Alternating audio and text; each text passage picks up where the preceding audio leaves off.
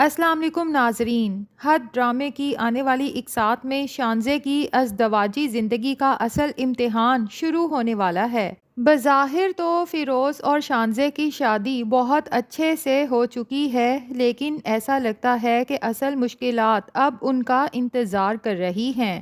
فیروز کی والدہ کو پہلے ہی اندازہ ہو چکا تھا کہ وہ اپنے بیٹے کو شانزے سے شادی سے نہیں روک سکتیں، اسی لیے اس نے ایک نئی حکمت عملی اختیار کر لی۔ اس کا ارادہ یہی ہے کہ شانزے بہو بن کر اس گھر میں تو آ جائے، لیکن اسے اتنا مشکل وقت دیا جائے کہ وہ خود ہی اس گھر میں رہنے سے تنگ آ جائے، فیروز اور گھر کو چھوڑ کے جانے کا فیصلہ کر لے۔ شادی کے دن بھی فیروز کی ماں نے ایسا ہی کھیل کھیلا، اچانک اپنی طبیعت خراب ہونے کا ڈرامہ رچایا، یوں ظاہر کیا جیسے حالت انتہائی تشویشناک ہو۔ نتیجہ یہ نکلا کہ فیروز اپنی نئی نویلی دلہن شانزے کو چھوڑ کر فوراً اپنی والدہ کو لے کر ہسپتال پہنچ جاتا ہے۔ دلچسپ بات یہ ہے کہ ڈاکٹرز کی ابتدائی جانچ میں کوئی خاص مسئلہ سامنے نہیں آتا۔ بلڈ پریشر معمولی سا بڑھا ہوا تھا، لیکن بے ہوشی کی کوئی واضح وجہ موجود نہیں تھی۔ ڈاکٹرز نے مزید رپورٹس کا انتظار کرنے کا مشورہ دیا۔ ادھر فیروز کی والدہ دل ہی دل میں خوش ہوتی ہے کہ شانزے کی رخصتی کے بعد نہ اس کا مناسب استقبال ہوا اور نہ ہی اس کی پہلی رات اپنے شوہر کے ساتھ گزری۔ اس کے نزدیک یہ اس کی پہلی کامیابی تھی۔ دوسری طرف شانزے اپنی معصوم طبیعت کے مطابق ساس کی صحت کے لیے فکر مند ہوتی ہے۔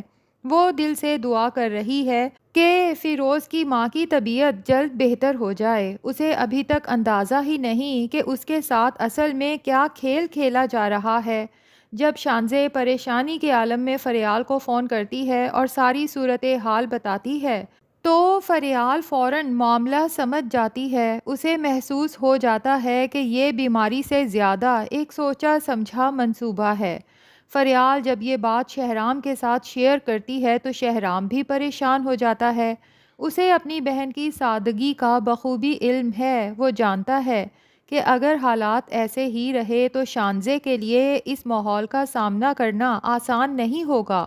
لیکن فریال کو فیروز پر مکمل اعتماد ہے۔ اس کا ماننا ہے کہ فیروز ایک ذمہ دار شوہر ثابت ہوگا اور ہر مشکل وقت میں شانزے کا ساتھ دے گا۔ اسی لیے وہ شہرام کو بھی تسلی دیتی ہے کہ ابھی کسی کو پریشان کرنے کی ضرورت نہیں اور نہ ہی اپنے والدین سے یہ بات ڈسکس کریں۔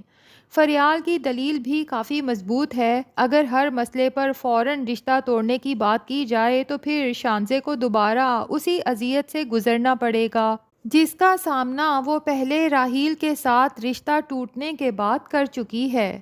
اصل ڈرامہ تو اگلے دن شروع ہوتا ہے جب شانزے خوشی خوشی تیار ہو کر کمرے سے باہر آتی ہے اور ادب سے اپنی ساس کو سلام کرنے کے بعد اس کی طبیعت کے بارے میں پوچھتی ہے، لیکن جواب میں شانزے کو محبت نہیں بلکہ طنز ملتا ہے۔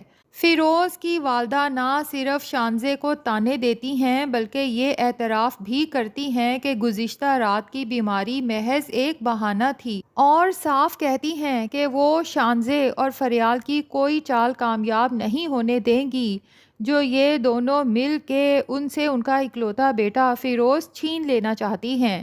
یہ الفاظ شانزے کے لیے کسی جھٹکے سے کم نہیں ہوتے۔ ایک نئی نویلی دلہن جو امیدوں کے ساتھ ایک نئے گھر میں قدم رکھتی ہے، اس کے لیے ایسا استقبال یقیناً بہت تکلیف دہ ہوتا ہے۔ خوش قسمتی سے اس بار فیروز خود اپنی ماں کی گفتگو سن لیتا ہے۔ اب امکان یہی ہے کہ وہ پہلی بار کھل کر اپنی والدہ کو سمجھائے گا کہ اس کی بیوی کے ساتھ ناانصافی برداشت نہیں کی جائے گی۔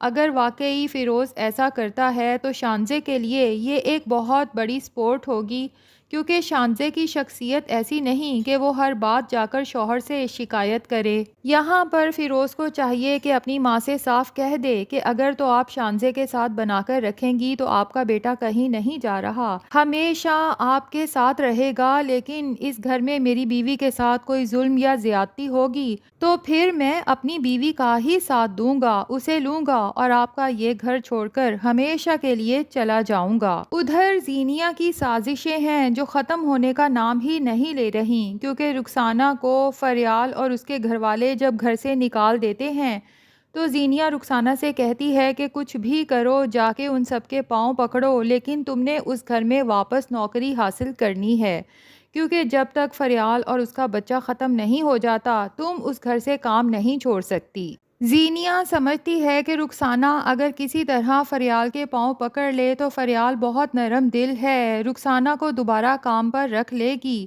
اور اس طرح ایک دفعہ رخسانہ واپس اس گھر میں داخل ہو جائے تو فریال کو نقصان پہنچانے کا نیا موقع مل سکتا ہے۔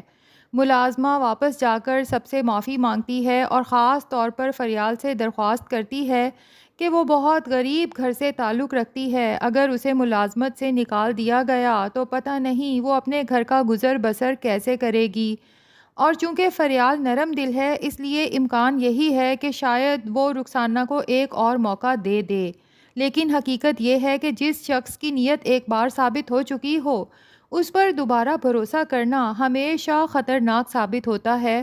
تو فریال جو اتنی سمجھدار ہے آخر وہ یہ بات کیوں نہیں سمجھتی؟ ادھر دانش بھی خاموشی سے سب کچھ دیکھ رہا ہے، وہ زینیہ کے جھوٹ، اس کی چالوں اور اس کی سازشوں سے مکمل طور پر واقف ہو چکا ہے۔ اب وہ صرف صحیح وقت کا انتظار کر رہا ہے، کیونکہ جیسے ہی دانش اور زینیہ کا بچہ اس دنیا میں آئے گا تو لگتا یہی ہے کہ دانش وہ بچہ اپنے پاس رکھے گا، زینیہ کو اس رشتے سے آزاد کر کے گھر سے نکال باہر کرے گا، جبکہ دوسری طرف سیرت کے لیے بھی مشکلات بڑھتی جا رہی ہیں۔ اسے آخر کار معلوم ہو جاتا ہے کہ اس کی دوست شیریں نے اسے کتنا بڑا دھوکہ دیا ہے۔ سیرت نے تو لالچ میں آ کے اپنی ساری جمع پونجی شیریں کے حوالے کر دی تھی اور شیریں وہ سب لوٹ کر ملک سے باہر جا چکی ہے۔ اب چونکہ سیرت کے پاس پیسے بالکل ختم ہو چکے ہیں اور وہ پلازے کی طرف سے بھی پریشان ہے کہ ابھی تک کرایہ آنا شروع کیوں نہیں ہوا، تو وہ پلازے کے کاغذات لے کر وکیل کے پاس پہنچتی ہے اور اسے پتہ چلتا ہے کہ وہ جن دستاویزات کو تعمیراتی معاہدہ سمجھ رہی تھی دراصل ان پر دستخط کر کے وہ اپنا پلازہ فروخت کر چکی ہے۔ یہ حقیقت جان کر سیرت کے پاؤں تلے سے زمین نکل جاتی ہے، اور اب خطرہ صرف پلازے تک محدود نہیں رہا بلکہ سیرت کے گھر پر بھی منڈلا رہا ہے، کیونکہ وہ پہلے ہی بینک کے قرض کے لیے گروی رکھا جا چکا ہے۔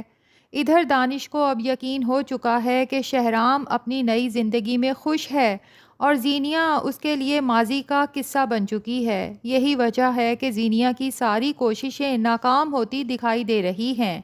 میرا خیال ہے اگر کہانی اسی سمت آگے بڑھتی رہی تو زینیہ اور سیرت دونوں کو اپنے اعمال کا سخت انجام بھگتنا پڑے گا، کیونکہ جن لوگوں نے دوسروں کی زندگیاں برباد کرنے کی کوشش کی ہو ان کے لیے اختتام بھی آسان نہیں ہوتا۔ تو ناظرین، دانش جو کچھ زینیہ کے ساتھ کر رہا ہے، آپ میں سے کس کس کو دانش کا کریکٹر پسند آ رہا ہے کمنٹس میں ضرور بتائیں۔